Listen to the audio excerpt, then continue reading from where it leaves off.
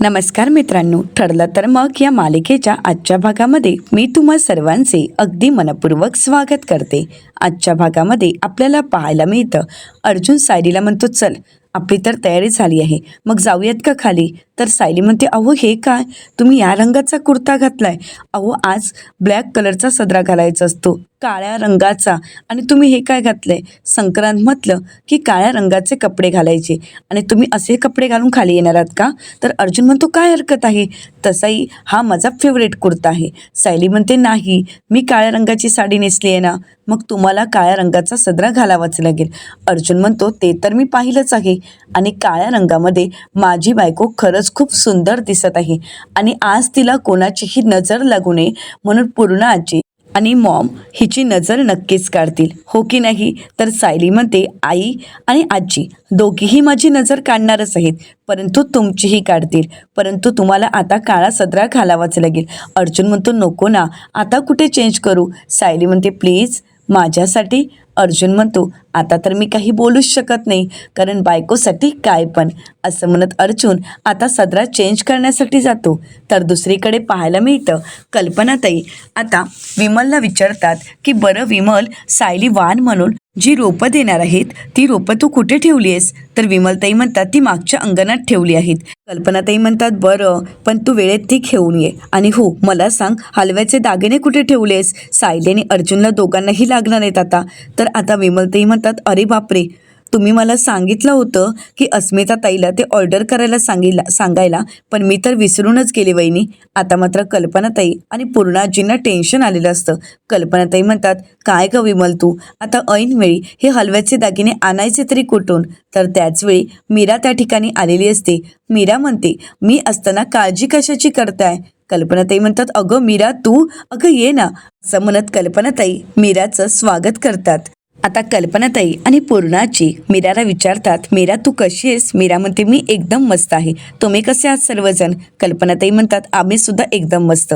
तर पूर्णाजी म्हणतात, कल्पना आज तर आपल्या घरी फुलराणी आली आहे, त्यामुळे हलव्याचे दागिने येईपर्यंत आपण सायलीला फुलाचेच दागिने घालू शकतो, कारण मीरा फुलांचे हार खूप छान बनवेल आणि तेच दागिने आपण सायलीला घालू. तर मीरा म्हणते, नाही नाही, असं नको व्हायला, कारण सायलीची ही तर पहिली मकर संक्रांत आहे, आणि या पहिल्या मकर संक्रांतीला हलव्याचेच दागिने असावेत. मलाही विचार पडला होता की सायलीला भेटायला येत आहे, मग तिच्यासाठी काय घेऊन येऊ, आणि म्हणूनच मी तिच्यासाठी स्वतःहून खास हलव्याचे दागिने बनवले आहेत आणि तेच तर घेऊन आले आहे.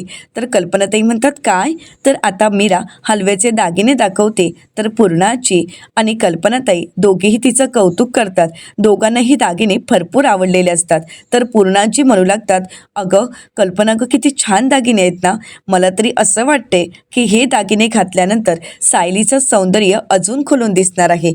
तर कल्पनाताई म्हणतात, हे मात्र खरं आहे पूर्णाई. तर त्याचवेळी प्रतापराव आणि अश्विन येतात आणि ह्या सगळ्या डेकोरेशनचं कौतुक करत म्हणतात की खरंच खूप मस्त तयारी झाली आहे आणि तुम्ही पण खूप छान दिसत आहात.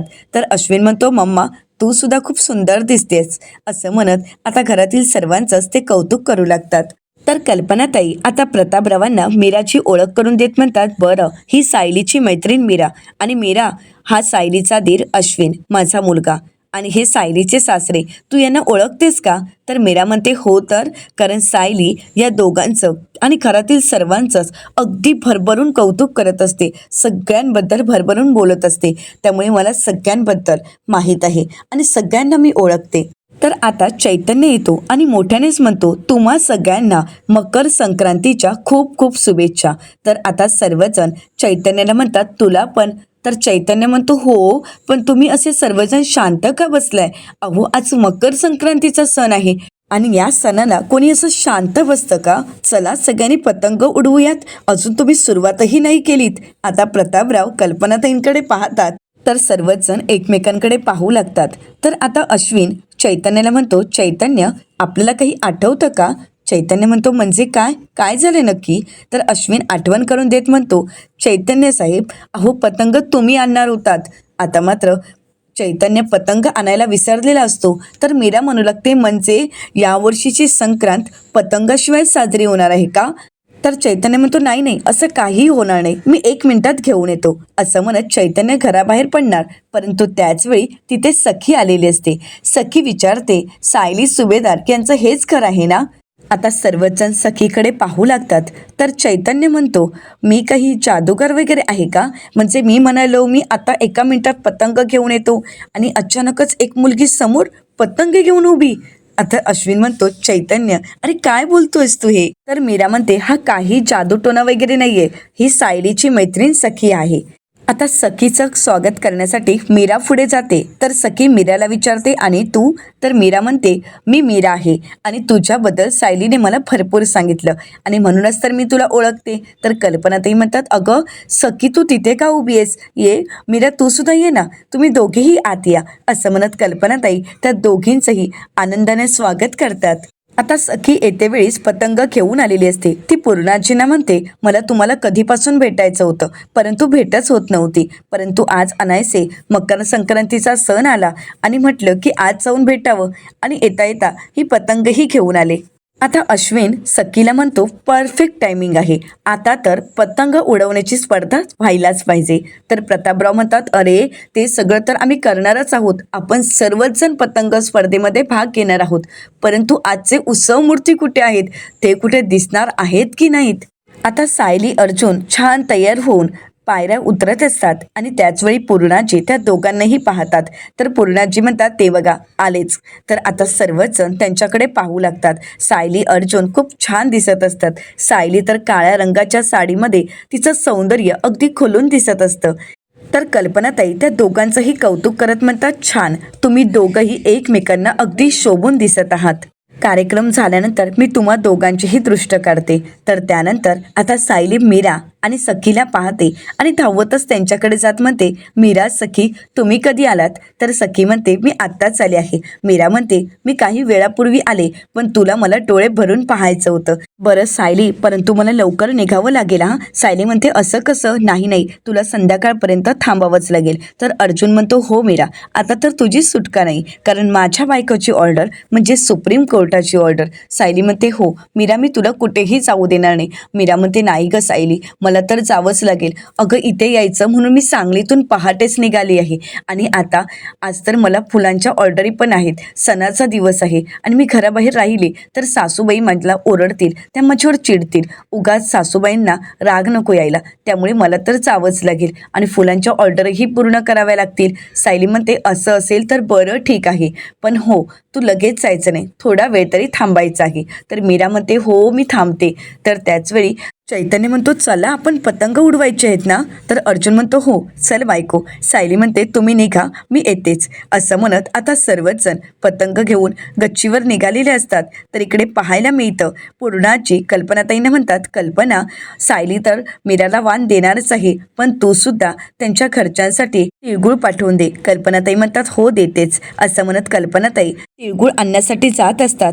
तर सायली म्हणते, आई थांबा ना, मी देते ना. तर कल्पनाताई म्हणतात, वाण तर तूच देणार आहेस, परंतु मी मीराच्या घरच्यांसाठी तिळगुळ देते. असं म्हणत कल्पनाताई मीराच्या हातात तिळगुळांची पिशवी देतात आणि म्हणतात, मीरा, ही तिळगुळ आणि हलवा आहे. तर आता मीरा कल्पनाताईंचे आशीर्वाद घेते. तर कल्पनाताई म्हणतात, बरं मला यावं लागेल, अस्मिताची तयारी करायची आहे, मला यावं लागेल. तर आता मीरासुद्धा पूर्णाजींचे आशीर्वाद घेते. पूर्णाजी म्हणतात, सुखात राहा आणि हो सांभाळून जा. तर कल्पनाताई मीराला म्हणतात, बरंच सांभाळून जा आणि परत नक्की ये, आणि हो स्वतःची काळजी घे आणि घरच्यांचीही. बरं मी सुद्धा येते. असं म्हणत कल्पनाताई आणि पूर्णाजी तिथून निघून जातात.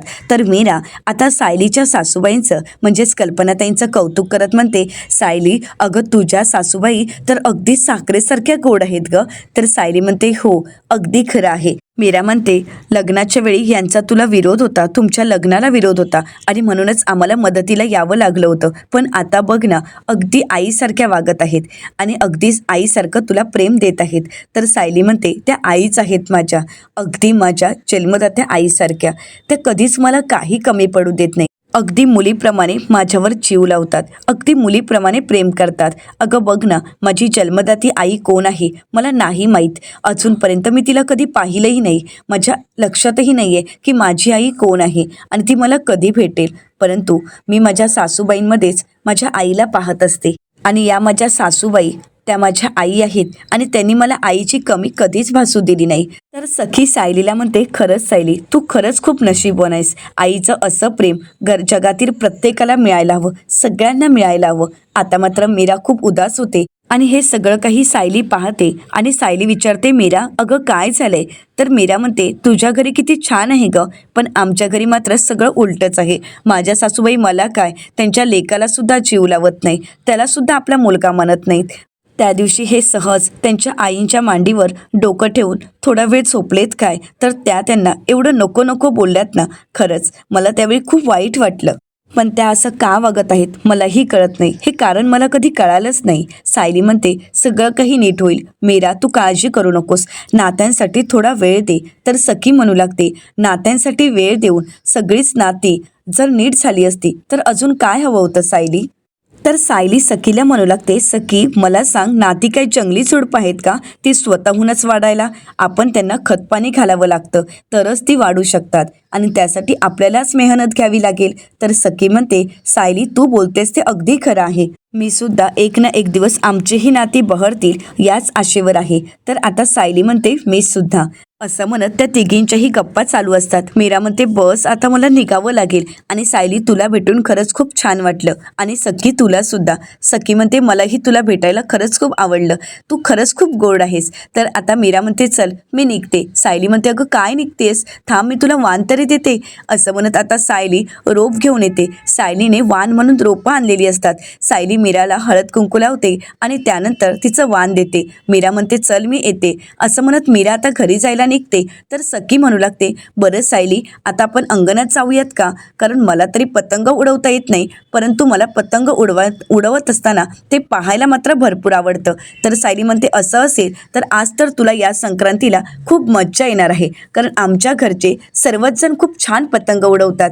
आता सायली हे सगळं काही दाखवण्यासाठी सखीला बाहेर घेऊन येते.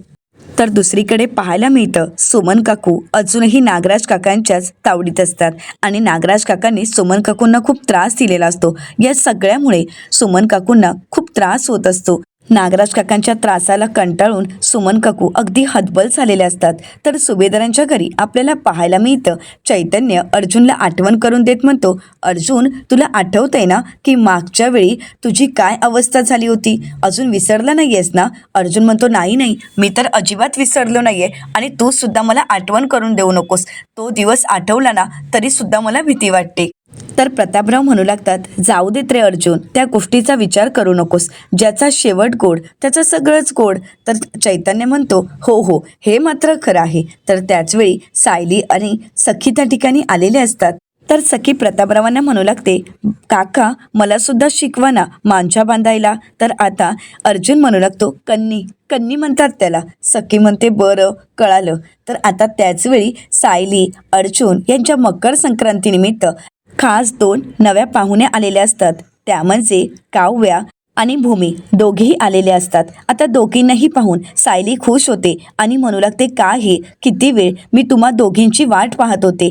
तर सायली काव्याला म्हणते, काव्या अगं तू एकटीच आली आहेस, नंदिनी कुठे आहे? तर काव्या म्हणते, सॉरी पण तिला येता आलं नाही. तर आता सायली भूमीला म्हणू लागते, बरं झालं भूमी तू तरी आली आहेस. तर भूमी म्हणते, मी तर तुझ्या घरचा पत्ताच शोधत होते, त्याचवेळी या मॅडमने मला पाहिलं आणि गाडीत टाकलं आणि डायरेक्ट इथे घेऊन आले आहेत. सायली म्हणते, बरं झालं काव्या, तू तर अगदी छान केलंयस. तर काव्या सायलीला म्हणते, सायली ताई अगं तू काळ्या रंगाच्या साडीत किती छान दिसतेस, हो की नाही? भूमी तर भूमी म्हणते, हो खरं आहे. तर काव्या म्हणते, पण माझे दृष्ट नको लागायला. असं म्हणत आता काजळाचा टिक्का काव्या सायलीला लावते. तर भूमी म्हणू लागते, काव्या ग असं काही नसतं, आपल्याच माणसांची नजर कधीच लागत नसते. पण तुझं अगदी खरं आहे, कारण सायली काळ्या रंगाच्या साडीत खरंच खूप छान दिसत आहे. सायली अगं मला सुद्धा तुझं हे काळ्या रंगातलं सौंदर्य खरंच खूप आवडलंय, खूप खूप छान दिसतेस. सायली म्हणते, बरं किती कौतुक कराल माझं. आता सगळेच जण सायलीचं कौतुक करत असतात. आता हे पाहून अर्जुनचा खसा खवखवतो. अर्जुन आता सगळ्यांनाच आपल्याकडे मोर्चा वळवायला भाग पाडतो. सर्वच जण आता अर्जुनकडे पाहतात. अर्जुन आठवण करून देत म्हणतो, भाऊजी सुद्धा ब्लॅक कलरचा सदरा घालून इथेच आहेत, मग फक्त काय तिचंच कौतुक, काय भाऊजींकडे लक्ष जाणार आहे की नाही? असं म्हणत अर्जुन आता आपलं सुद्धा कौतुक करून घेण्याची संधी काही सोडत नसतो. तर सखी म्हणू लागते, हो भाऊजी, तुम्ही सुद्धा खूप हँडसम दिसताय. अर्जुन म्हणतो, थँक्यू थँक्यू. पण सखी पुढे अर्जुनला म्हणते, पण आमच्या सायलीची सर नाही तुम्हाला. तर भूमी म्हणते, अगदी बरोबर. अर्जुन म्हणतो, काय? तर भूमी म्हणते, हो.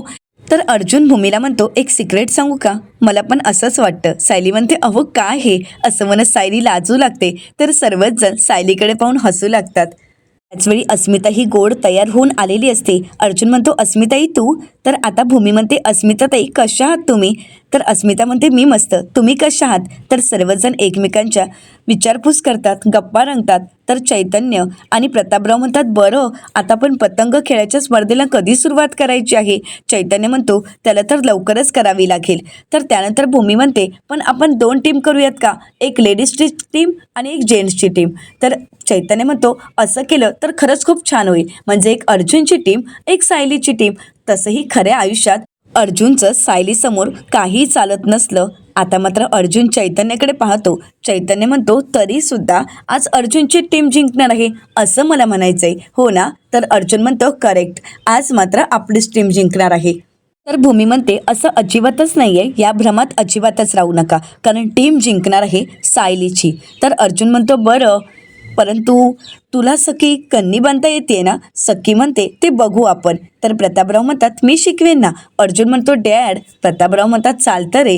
तर चैतन्य म्हणतो, चला चला, आता स्पर्धेला सुरुवात करायची आहे ना. तर आता सर्वच जण स्पर्धेसाठी तयार असतात आणि आता स्पर्धेला सुरुवातही होते. इकडे सायलीचा पतंग काव्या उडवते, तर दुसरीकडे अर्जुनचा पतंग चैतन्य उडवतो आणि दोघांमध्येही चढाओढ रंगलेली असते. तर आता सर्वच जण अर्जुन अर्जुन या नावाचा जप करू लागतात आणि अर्जुनला प्रोत्साहन देत असतात. तर मुलीसुद्धा काही कमी नसतात. आता सायलीची टीम सायलीला प्रोत्साहन देत सायली सायली असं ओरडू लागतात. आता दोघांमधली चढाओढ इतकी रंगलेली असते की सर्वांना उत्सुकता असते की या स्पर्धेत नक्की कोण कोणाचं पतंग कापणार आणि कोण विजयाचा झेंडा रोवणार. सर्वच जण खूप खुश असतात. सुभेदारांच्या घरी अगदी आनंदाचं वातावरण असतं. सायली अर्जुनची पतंग अगदी प्रेमानेच गगनाला भिडलेली असतात आणि एकमेकांना टक्कर देत असतात. आता दोघंही आपापली पतंग वाचवण्याचा प्रयत्न करत असतात आणि कोणाचं पतंग जास्त उडतं यामध्ये चढाओढ रंगलेली असते. आता सायली अर्जुन पतंगाच्या नादात एकमेकांना टक्कर देतात आणि दोघंही एकमेकांकडे पाहू लागतात. दोघांची ही झालेली धडक इतकी भारी असते की दोघंही एकमेकांमध्ये हरवून जातात. दोघंही पतंग उडवायचं विसरून एकमेकांकडे पाहत असतात.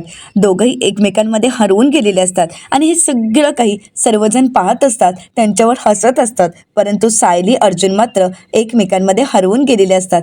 आता काव्या तर इकडे चैतन्य तर दोघांनाही आता भानावर आणतात. त्यावेळी सायली अर्जुनच्या लक्षात येतं की आपण सगळ्यांसोबत इथे पतंग उडवत आहोत.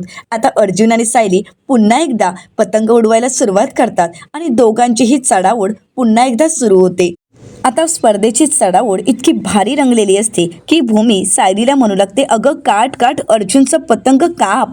आणि त्याचवेळी शेवटी अर्जुननेच सायलीचं पतंग कापलेलं असतं. आता इकडे जेंट्सची टीम विजयी ठरलेली असते आणि म्हणूनच सर्वजण खुश होतात आणि मोठ्यानेच ओरडत आपला आनंद साजरा करत असतात. अर्जुन आता सायलीकडे पाहतो तर सायली थोडी उदास होते, ती थोडी नर्वस होते.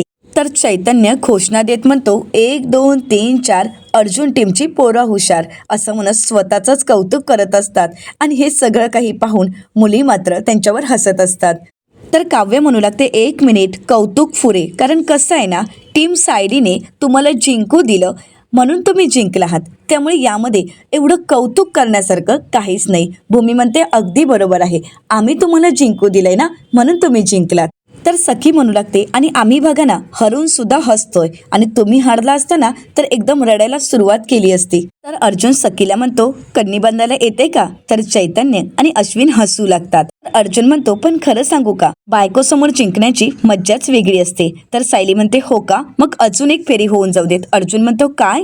तर आता सायली म्हणते, हो, अजून एक फेरी होऊनच जाऊ दे. असं म्हणत सायलीच्या टीमने आता अजून एक पतंग उडवण्याचं ठरवलेलं असतं. तर सायली म्हणते, आता बघा, मी तुम्हाला जिंकूच देणार नाही, आता जिंकणार आमचीच टीम. असं म्हणत सायलीचा कॉन्फिडन्स वाढलेला असतो आणि सायली पुन्हा एकदा अर्जुनला टक्कर देण्यासाठी सज्ज झालेली असते. तर कल्पनाताई अस्मिताला म्हणतात, अस्मिता तू मज्जा कर, ह्या सगळ्याचा आनंद घे, मी आलेच, असं म्हणत कल्पनाताई तिथून निघून जातात. आता सायली आणि अर्जुन यांच्या पतंग उडवण्याच्या स्पर्धेला चढाओढ निर्माण झालेली असते. सगळ्यांनाच उत्सुकता असते की आता तरी कोणाची टीम जिंकणार आहे. तर इकडे मात्र सुमन काकूंना खूप त्रास होत असतो. त्यांना तहान लागलेली असते, पण साधं पाणीही देण्यासाठी तिथे कोणीच नसतं. तर दुसरीकडे सुभेदारांच्या घरी आपल्याला पाहायला मिळतं पूर्णाची. आता प्रतिमा त्यांना म्हणतात, बरं झालं तुम्ही दोघंही आलात, आम्हालाही सुमनची काळजी आहे, आम्हीही सुमनच्या येण्याची वाट पाहत आहोत. परंतु सायलीचे सुद्धा सणवार व्हायला हवेतच ना, कारण तिच्याही चेहऱ्यावर आनंद यायला हवाच ना. तर कल्पनाताई म्हणतात, बरोबर बोलतायत पूर्णाई, मलाही त्यांचं म्हणणं पटतंय, कारण पूर्णाईचंच म्हणणं आहे आणि सायलीचेही विचार आहेत की जर आपण घरामध्ये सणवार साजरे केले तर तेवढीच पॉझिटिव्हिटी येते. तर रविराज सर म्हणतात, अगदी खरं आहे. तर कल्पनाताई म्हणतात, पण मला सांगा तुमच्यासोबत नागराज भाऊजी का आले आहेत? आम्ही तर त्यांना बोलावलंही नव्हतं. तर रविराज सर म्हणतात, हो माहीत आहे, परंतु आम्ही इकडे येत आहोत हे समजल्यानंतर मी सुद्धा तुमच्यासोबत येतो असा आग्रह धरू लागला आणि म्हणू लागला की घरी थांबलो तर सुमनची आठवण येईल, ती नसण्याचे मला खूप त्रास होईल, त्यामुळे मी सुद्धा येतो. तर प्रतिमा आत्या म्हणतात, आणि मी जर काही बोलले नसते आणि घेऊन आले नसते तर थोड्या वेळात या दोघांचे वाद सुरू झाले असते. त्यापेक्षा भाऊजींना मी म्हणाले, चला तुम्ही पण चला, असं म्हणत आता प्रतिमा आत्या घडलेला सर्व प्रसंग घरातील सर्वांना सांगू लागतात. तर रविराज सर म्हणतात, पूर्णाई खरंच सांगू का, बाहेरची पतंगबाजी पाहिली आणि खरंच उत्साह निर्माण झाला आणि खरंच खूप छान वाटलं. तर प्रतिमा आत्यांनाही सुमन काकूंची खूप आठवण येत असते. प्रतिमा आत्या म्हणतात, सुमनलाही सणवार करायला खूप आवडायचे, पण आज ती कुठे आहे मला काहीच माहीत नाही. पूर्णाजी म्हणतात, प्रतिमा तू काळजी करू नकोस, अगं सुमन इथे नसली म्हणून काय झालं, पोलीस तिचा शोध घेतच आहेत आणि अर्जुनने महिपत शिकरेसारख्या माणसाला शोधलं, मग आता हळूहळू सुमनही सापडेल, तू नको काळजी करूस, सुमन लवकरच खरी येईल. इकडे मात्र नागराज काका इकडे तिकडे फेऱ्या मारत असतात आणि हातात मोबाईल असतो, ते मोबाईल पाहत असतात. आता सायली अर्जुन घरात येतात. नागराज काकांना पाहून सायली अर्जुनला खूप राग आलेला असतो. साधं त्यांच्याशी न बोलता सायली अर्जुन तिथून निघून जातात. घरातील कोणीही नागराज काकांशी काहीही बोलत नसतं. परंतु त्याचवेळी प्रिया येते आणि नागराज काकांशी बोलत म्हणते, काका अहो सुमन काकूंबद्दल काही कळालं का? नागराज काका म्हणतात, नाही ना गं, अजूनपर्यंत काहीच कळालं नाही, परंतु मला सुमनची काळजी वाटत आहे. तर आता प्रिया नाटक करत म्हणते, काका काळजी करू नका, काकू लवकरच सापडतील आणि तुम्ही स्वतःला त्रास करून घेऊ नका. तर इकडे सुभेदारांच्या घरी आता एक एक करून हळदी कुंकवासाठी पाहुणे येत असतात आणि सर्वजण त्यांच्या स्वागतामध्ये बिझी असतात. तर त्याच संधीचा फायदा घेत आता प्रिया नागराज काकांना म्हणते, आणि तुम्ही काका इथे काय करत आहात? तिथे तिथे कोण लक्ष ठेवणार आहे? तर नागराज काका म्हणतात, पैसे फेकले ना की सगळी कामं होतात आणि पैसे फेकले की महिपत शिकरेचे गुंड कोणाचंही काम करायला तयार होतात. तर प्रिया म्हणते, हो पण ते माठ गुंड, ती माठ माणसं महिपतवर पण लक्ष ठेवून होते, त्यावेळी काय घडलं आठवतंय ना, आणि आत्तासुद्धा तुम्ही त्यांच्यावर विश्वास ठेवून इथे आला आहात. तर आता नागराज काका म्हणतात, नाही मी त्यांच्यावर विश्वास ठेवलाच नाहीये, पण सायली अर्जुन पुढचं पाऊल काय उचलत आहेत हे मला कळायला हवं म्हणून मी इथे आलो आहे. तर प्रिया म्हणते, पण मी इथे आहे ना. तर नागराज काका म्हणतात, तुझ्यावर कोण विश्वास ठेवेल, कारण तू कधी विश्वासाला उतरली आहेस का?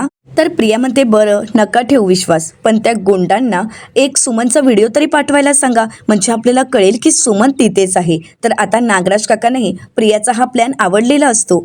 आता नागराज काका आलोच असं म्हणत बाहेर निघून जातात. तर दुसरीकडे सुमन काकूंना खूप त्रास होत असतो. सुमन काकू देवाला प्रार्थना करत म्हणतात, देवा मी इथेच अशी अडकून राहणार आहे का? सायली अर्जुन तुम्ही कुठे आहात? मला वाचवा, मला या सगळ्यातून सोडवा. तर येणाऱ्या पुढील भागामध्ये आपल्याला पाहायला मिळतं सायली हलव्याचे दागिने घालून खूप छान तयार झालेली असते. तर आता त्याचवेळी अर्जुन येतो आणि म्हणतो, मी नाही हा घालणार. तर सर्वजण म्हणतात, तुम्हाला घालावेच लागतील. सायली म्हणते, तुम्ही जर हलव्याचे दागिने नाही घातलेत ना तर पुढचे 4 दिवस मी काही बोलणार नाही. आता दोघेही एकमेकांवर रागावलेले असतात. तर दुसरीकडे पाहायला मिळतं नागराज काका सुमन काकूंचा व्हिडिओ पाहत असतात आणि त्याचवेळी हे भूमीने पाहिलेलं असतं. भूमी म्हणते, सुमन काकू. तर त्यानंतर आता सगळ्याच मुली आता नागराज काकांच्या खरंच मोबाईलमध्ये सुमन काकूंचा व्हिडिओ आहे का हे पाहण्यासाठी म्हणू लागतात, काका आमचे जरा फोटो काढाल का? तर काव्यामध्ये मी काढते ना, नागराज काकांचा मोबाईल खरंच खूप छान आहे आणि क्लिअरिटी पण मस्त आहे, असं म्हणत आता काव्या नागराज काकांचा मोबाईल घेते आणि फोटो काढण्याच्या निमित्ताने नागराज काकांच्या मोबाईलमध्ये असणारा सुमन काकूंचा व्हिडिओ पाहते. तर त्यानंतर आता सायली अर्जुन रूममध्ये येतात. सायली अर्जुनला म्हणते, तुम्ही का बोलवलं? तर भूमी आणि सगळ्या मुलींची टीम तिथे येते आणि म्हणू लागते, आम्ही तुम्हाला बोलवलं आहे. तर भूमी म्हणते, हो, कारण नागराज काका आणि सुमन काकू यांच्याबद्दल आम्हाला बोलायचं आहे. आता सायली आणि अर्जुनला धक्काच बसतो. आता सायली, अर्जुन सुमन काकूंना शोधण्यामध्ये यशस्वी ठरतील का, हे पाहणं अतिशय रंजक ठरणार आहे. मित्रांनो, अशाच मालिकांचे नवनवीन अपडेट पाहण्यासाठी चॅनलला नक्कीच सबस्क्राईब करा. आजचा व्हिडिओ पाहिल्याबद्दल तुम्हा सर्वांचे अगदी मनपूर्वक धन्यवाद.